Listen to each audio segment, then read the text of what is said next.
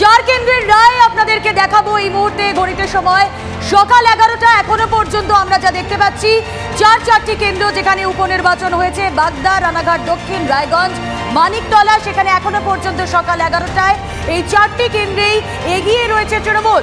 সকাল 8টার কিছু পর পর্যন্ত আমরা দেখছিলাম রানাঘাট দক্ষিণ, বাগদা, এই জায়গাগুলো একটা টানটান লড়াই হচ্ছিল। কখনো কখনো আমরা দেখছিলাম বিজেপি প্রার্থী এগিয়ে রয়েছেন, কিন্তু এখন যেই ছবি আপনাদেরকে দেখাচ্ছি, যেই ট্রেন সকাল 11টার চারটি কেন্দ্রের রায় এখনো পর্যন্ত চারটিতেই তৃণমূল এগিয়ে রয়েছে।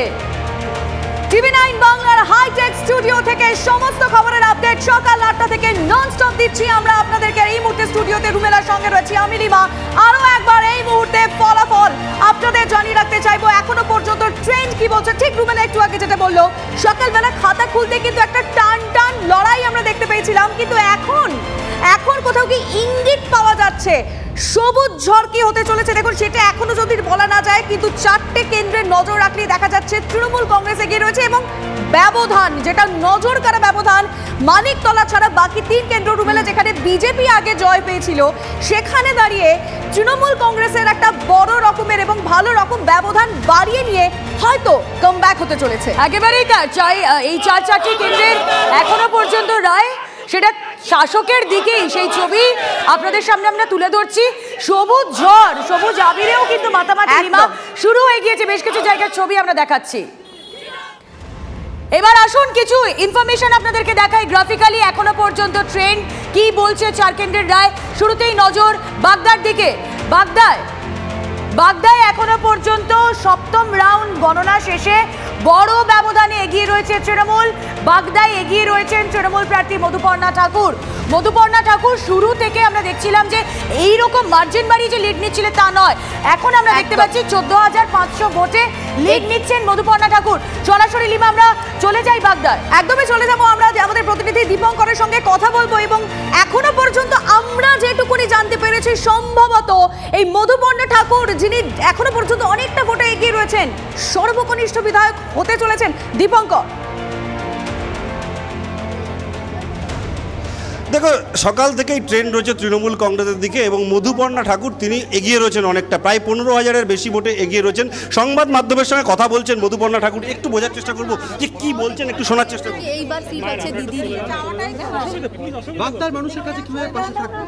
বাগদা আমি বাড়িতে গেছি, প্রচুর মানুষের খুব কষ্ট, মানে গরিব গুড়া মানুষ আছে ওনাদের পাশে, মানে ব্রিজের প্রবলেম হচ্ছে তো কোথাও লাইটের প্রবলেম হচ্ছে। আশা করছি কি ওনাদের পাশে দাঁড়িয়ে ঘরের মেয়ে হয়ে যেন ওনাদের কাজটা আমি করতে পারি।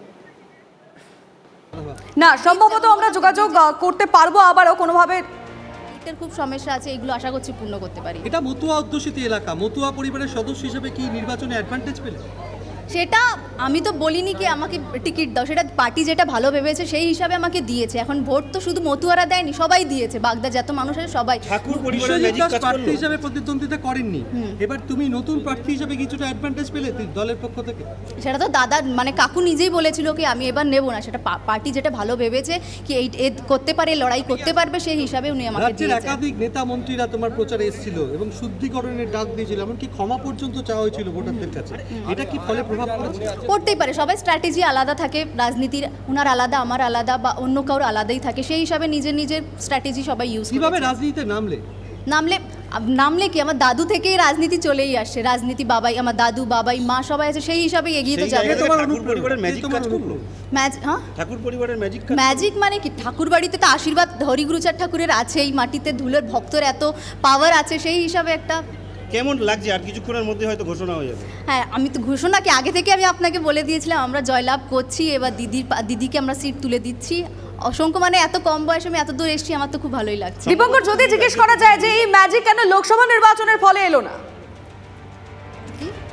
সর্বকনিষ্ঠ বিধায়ক, হ্যাঁ সবচেয়ে ছোট, ভালোই লাগছে কি এত কম বয়সে কথা হচ্ছে, কনিষ্ঠ না, কথা হচ্ছে কতটুক মানুষের কাছে আমি যেতে পারি, ওদের পাশে দাঁড়াতে পারি, সেটাই হচ্ছে বড় কথা এত কম বয়সে হয়ে।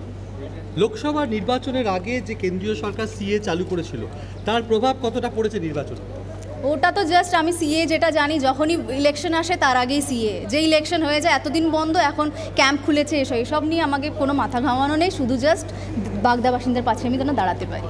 বুঝতে পারছো মধুপর্ণা ঠাকুর তিনি একেবারেই দীপঙ্কর, মধুপর্ণা ঠাকুর তিনি আত্মবিশ্বাসী, বয়স তার 25 কিন্তু আত্মবিশ্বাস তার একদম। এখনো পর্যন্ত সর্বকনিষ্ঠ প্রার্থী এবং বিধায়ক হলেও তিনি সর্বকনিষ্ঠ বিধায়ক হবেন। এর আগে সুব্রত মুখোপাধ্যায় তিনি ২৬ বছর বয়সে বিধায়ক হয়েছিলেন, মধুপর্ণা ঠাকুর সেই রেকর্ড ভেঙে দেবেন।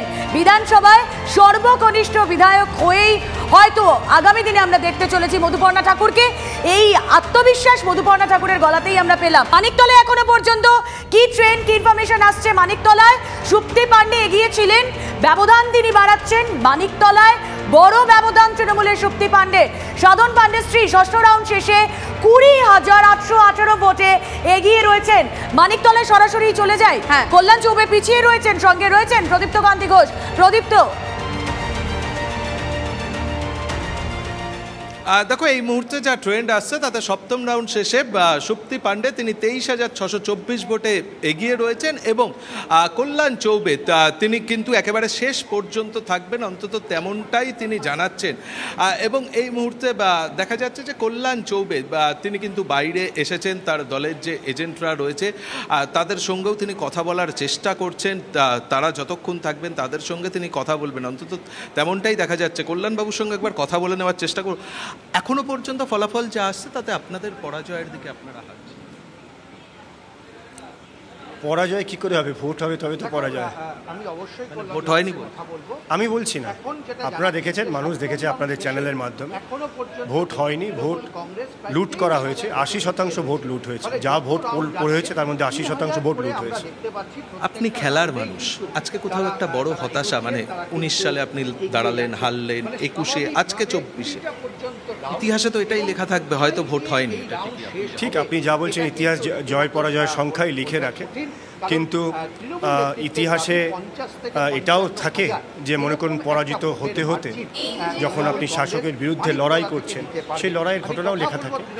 লড়াই করছি, আমি আরও লড়াই করব। এই পরিস্থিতির মোকাবিলা করবেন, এই পরিস্থিতির পর কর্মীদেরকে কিভাবে? কর্মীরা দেখছে, কর্মী কার্যকর্তারা দেখেছে, তাদেরকে মেরে ঘরে ঢুকিয়ে দেওয়া হয়েছে। ভোটের দিনকে ভোট করাতে দেওয়া হয়নি। ২৭৭-এর মধ্যে তার জন্য সুপ্তি পান্ডে প্রদীপ্ত তোমায় সকালে বলেছে তিনি বকা দিয়েছিলেন কর্মীদের। ৯০টা বুথে লুট করা হয়েছে। তো এরকম পরিস্থিতিতে যেখানে আমার তো মনে হয় যে সুপ্তি পান্ডে বলেছিলেন আপনি যাদের কথা বলছিলেন তাদের বকা দিয়ে। ভালো করেছেন। দেখো তুমি শুনতেই পেলে যে কল্যাণ চৌবে তিনি বলছেন যে সুপ্তি পান্ডে তিনি ভালো করেছেন, কিন্তু তিনি একথা বারংবার বলছেন, যেটা তিনি যেদিন ভোট হয় সেদিনও বলছিলেন যে এখানে মানুষের রায়ের প্রতিফলন ঘটছে না। আজকেও সে কথা তিনি বলছেন। তবে শেষ পর্যন্ত তিনি এই যে বিটি রোড ক্যাম্পাস রবীন্দ্রভারতীর সেখানে থাকবেন যতক্ষণ পর্যন্ত গণনা চলবে। সেই গণনা পর্যন্ত তিনি থাকবেন, তার কারণ শেষ যে কর্মীটি থাকবে এজেন্ট হিসাবে তাকে সঙ্গে নিয়েই তিনি বেরোবেন। কিন্তু সময় যত গড়াচ্ছে তত কিন্তু এই মানিকতলা আসনে ব্যবধান বাড়াচ্ছে তৃণমূল কংগ্রেস। যে কথা আমরা শুরুতেই বলছিলাম যে সপ্তম রাউন্ড শেষের পর তৃণমূল কংগ্রেস প্রার্থী প্রায় ২৩,০০০-এর বেশি ব্যবধানে তিনি এগিয়ে রয়েছেন। প্রদীপ্ত তুমি নজর রাখো।